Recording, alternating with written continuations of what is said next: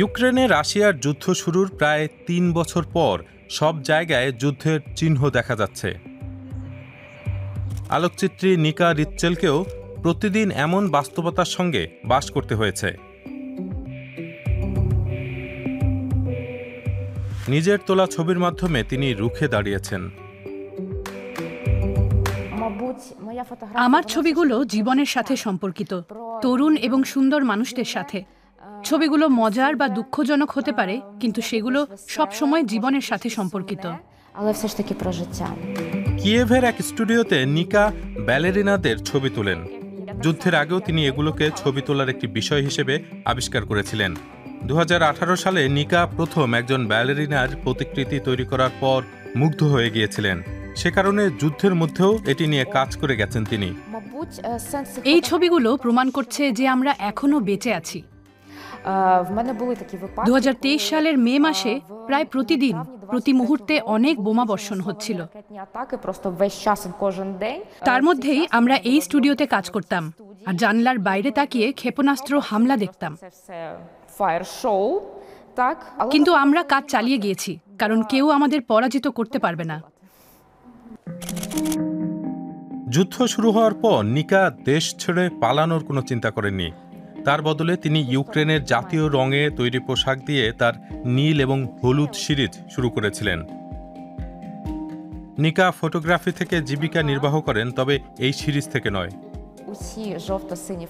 এই সিরিজের সব ছবি ভালো উদ্দেশ্যের জন্য তোলা। আমি সম্ভাব্য ক্রেতাদের বলি, ক্রয়মূল্যের শতভাগই একটি অলাভজনক সংস্থার কাছে যাবে। কিন্তু আমি সিদ্ধান্ত নিই না যে কোনটি। ছবির মডেল তা নির্ধারণ করেন। ক্ষেপণাস্ত্র বোমা হামলা থেকে কিয়েভ এখন তুলনামূলকভাবে সুরক্ষিত থাকায় ইউক্রেনের রাজধানীর মানুষ মোটামুটি নিরাপদে আছেন। তারপরও তারা কখনোই সহজে শ্বাস নিতে পারেন না, কারণ এখনও কিছু রুশ হামলা সফল হয়ে যায়।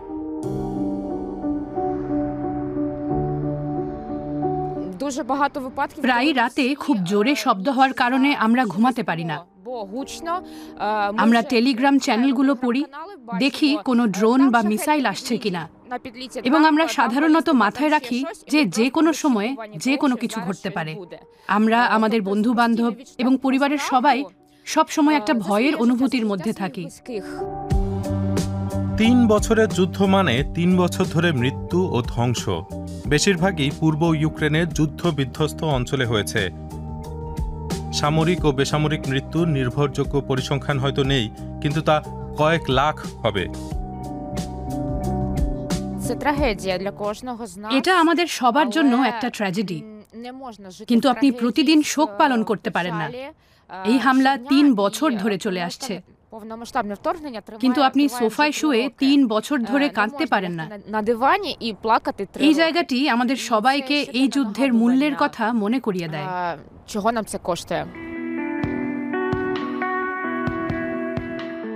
তাই নিকা স্টুডিওতে ছবি তোলার কাজ চালিয়ে যাচ্ছেন। যুদ্ধের মধ্যেও জীবন চলতে থাকে, আর এই আশাও থাকে যে একদিন যুদ্ধ শেষ হবে। আমি সত্যিই বিশ্বাস করতে চাই যে শেষ পর্যন্ত আমরা একটি স্বাধীন ইউক্রেনে বাস করব। আমরা সবাই স্বাধীন হব। এগুলি শুধু খালি কথা হবে না। আমাদের প্রতিবেশী এবং তারা আমাদের উপর যে ছায়া ফেলেছে তা থেকে মুক্ত হব।